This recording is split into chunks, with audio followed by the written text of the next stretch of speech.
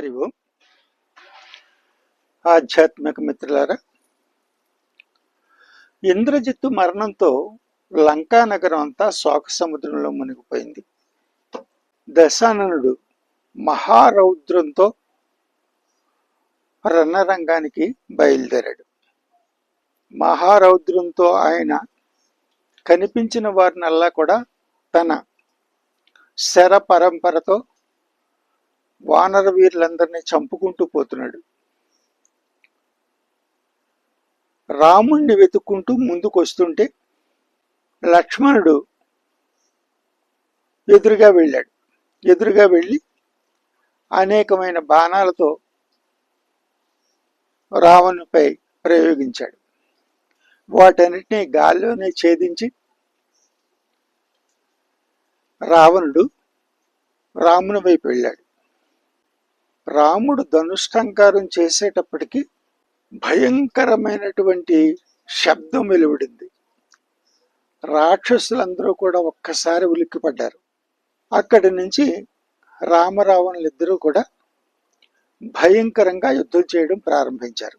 ఒకరిపై ఒకరు శరపరంపరగా అస్త్రాలను ప్రయోగించుకుంటూ ఉన్నారు. దశాననుడు అసురాస్త్రాన్ని ప్రయోగించాడు. అసురాస్త్రం ప్రయోగించేటప్పటికీ దానిలో నుండి అనేక రకాలైనటువంటి జంతువుల ముఖాలతో ఉన్నటువంటి రూపాలు వచ్చి అక్కడి వారందరినీ భయపెట్టసాగాయి. వెంటనే రాముడు పావకాస్త్రంతో దాన్ని ఛేదించాడు. ఆ తరువాత దశగ్రీవుడు రౌద్రాస్త్రాన్ని ప్రయోగించాడు.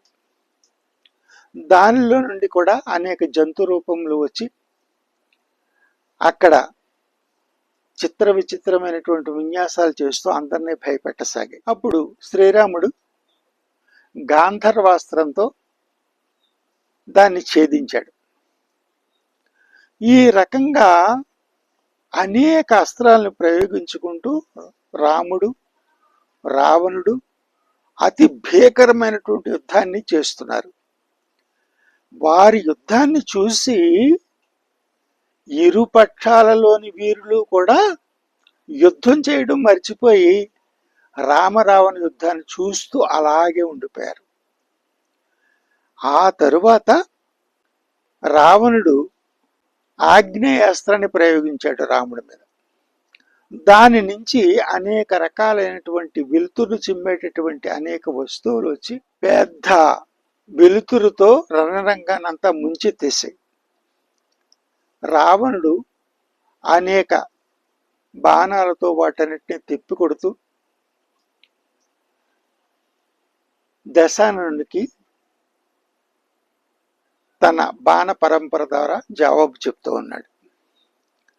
ఈలోగా రావణుడు క్రోధంతో 10 బాణాలతో రాముని యొక్క మర్మస్థానాలను కొట్టి అతన్ని విపరీతంగా బాధ పెట్టాడు. రావణుడు వేసిన బాణాలన్నింటినీ తట్టుకుంటూ రాముడు అలాగే పోరాటం చేస్తూ ఉన్నాడు. ఈలోగా లక్ష్మణుడు రావణుని యొక్క ధ్వజాన్ని పడగొట్టాడు. సారథిని సంహరించాడు. ధనుస్సును విరిచేశాడు. దానితో మహాక్రోధంతో రావణుడు అతనిపై బాణవర్షం కురిపించసాగాడు. ఇంతలో విభీషణుడు రావణుని రథం యొక్క గుర్రాలను తన గదతో బాదాడు. అది చూసినటువంటి దశాననుడికి విపరీతమైన కోపం వచ్చి శక్తి బాణం తీసి విభీషణుడిపై ప్రయోగించాడు. అది చూసి లక్ష్మణుడు విభీషణుని కాపాడాలనే ఉద్దేశంతో ఆ బాణాన్ని 3 ముక్కలుగా తుంచేశాడు. దానితో దశాననుడికి చాలా కోపం వచ్చింది.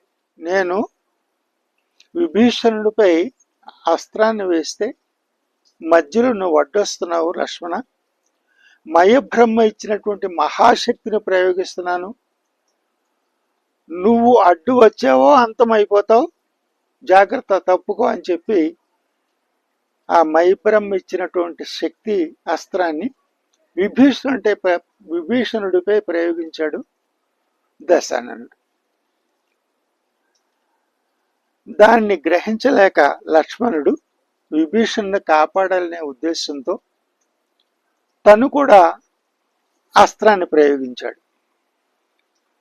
ఆ అస్త్రాన్ని అంతం చేసి ఆ శక్తి బాణం తిన్నగా వచ్చి లక్ష్మణుని యొక్క వక్షస్థలాన్ని గుద్దుకుంది.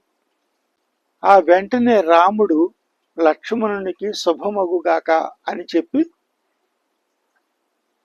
అతను స్పృహ తప్పిపోయినటువంటి లక్ష్మణుణ్ణి జాంబవంతుడికి అప్పచెప్పి తను రావణుతో యుద్ధం చేయడం ప్రారంభించాడు. యుద్ధరంగంలోని వీరులందరూ కూడా రావణ యుద్ధాన్ని వీక్షిస్తూ ఉన్నారు. రావణులు మహోగ్రంగా పోరాటం చేస్తున్నారు. వారి అస్త్ర శస్త్ర సంధానం చూసి అందరూ కూడా వారి వంకే చూస్తూ ఉన్నారు. ఇటు జాంబవంతుడు మొదలగు వారు లంకా నగరం నుండి సుషేణుని పిలిపించి లక్ష్మణునికి మూర్ఛ నుంచి తేరుకునేలా అనేక ప్రయత్నాలు చేస్తూ ఉన్నారు. ఇలా రావణులు యుద్ధం చేస్తూ చేస్తూ సాయంకాలం అయిపోవడంతో యుద్ధాన్ని ఆపు చేసి దశాననుడు లంకా నగరానికి వెళ్ళిపోయాడు. రాముడు లక్ష్మణుని దగ్గరికి వచ్చి విచారంగా అతని పక్కన కూర్చున్నాడు. ఆ సమయంలో అతన్ని చూస్తూ, లక్ష్మణ, భార్యలు కావాలంటే దొరుకుతారు, బంధువులు కావాలంటే లభిస్తారు, కానీ నీలాంటి సోదరుడు నాకెక్కడ దొరుకుతాడు?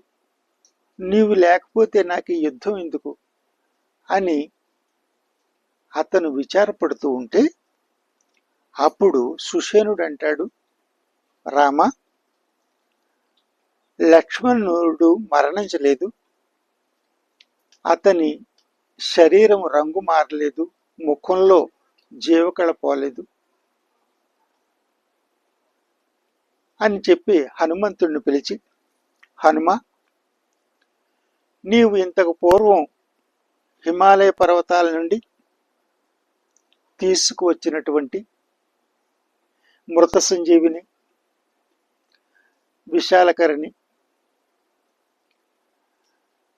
సంధానకరణి, సువర్ణకరణి మొదలగు దివ్య ఓషధులను మరలా తిరిగి తీసుకురావాలి. వాటి వలన లక్ష్మణుడు సంపూర్ణ ఆరోగ్యవంతుడవుతాడు. ఆలస్యం చేయకు, వెంటనే వెళ్ళు అని చెప్పడంతో ఆ ఔషధి పర్వతం దగ్గరికి వెళ్ళి గతంలో తీసుకొచ్చినటువంటి మృత సంజీవిని, విశాలకరణి, సువర్ణకరణి, సంధానకరణి ఔషధాలను సేకరించి మరల అతడు దక్షిణాదిన ఉన్నటువంటి లంకా ద్వీపానికి ఔషధాలతో వచ్చాడు. వెంటనే సుషేణుడు ఆ ఔషధాలను నూరి వాటిని లక్ష్మణునికి వాసన చూపించి దానిని లేపనంగా శరీరం అంతా పూసేటప్పటికి కొంతసేపటికల్లా లక్ష్మణుడు మూర్ఛ నుంచి తేరుకున్నాడు. అలాగే ఆ సువాసనలు, దాని నుంచి వెదజల్లే సువాసనలు చూసి ఈ రామసేనలోని మృతులైన వారందరూ కూడా పునరుజ్జీవితులు అయ్యారు.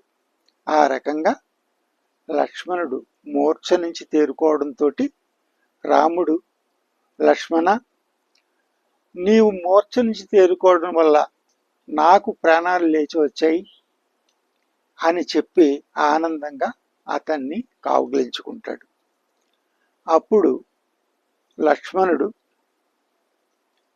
అగ్రజ, మీరు రావణుణ్ణి సంహరిస్తారని మాట ఇచ్చారు మాకు, దాన్ని గుర్తు చేసుకోండి, యుద్ధాన్ని త్వరగా ముగించండి అని చెప్పి సూచిస్తాడు.